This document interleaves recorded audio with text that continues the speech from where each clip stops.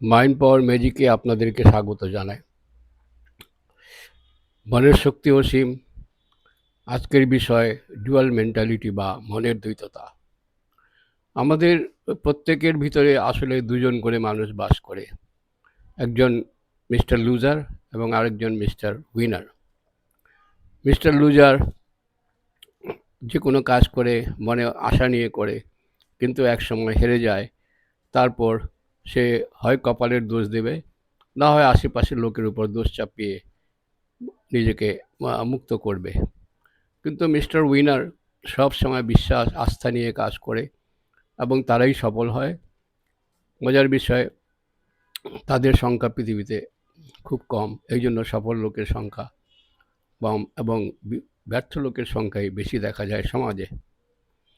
তো এখন আপনাকে ঠিক করতে হবে আপনি কোন দলে থাকবেন। যদি মিস্টার উইনারের দলে থাকেন তাহলে যে কোনো কাজ আস্থা বিশ্বাসের সাথে করতে শুরু করুন। মনে রাখুন, আস্থা বিশ্বাসের শক্তি অনেক। বিশ্বাসী মিলায় বস্তু সবাই জানে। আপনাকে সেই দিকেই সেই দিকেই যেতে হবে। আস্থা বিশ্বাস অর্জন করা কঠিন কিছু না।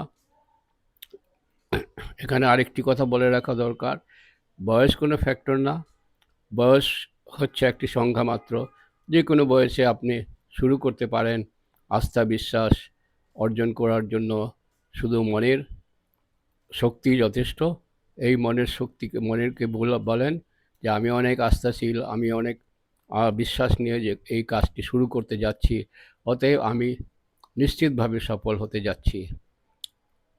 তো এই ডুয়াল মেন্টালিটি থেকে বের হয়ে আসুন। আপনাকে ঠিক করতে হবে আপনি আসলে কোন দলে থাকবেন।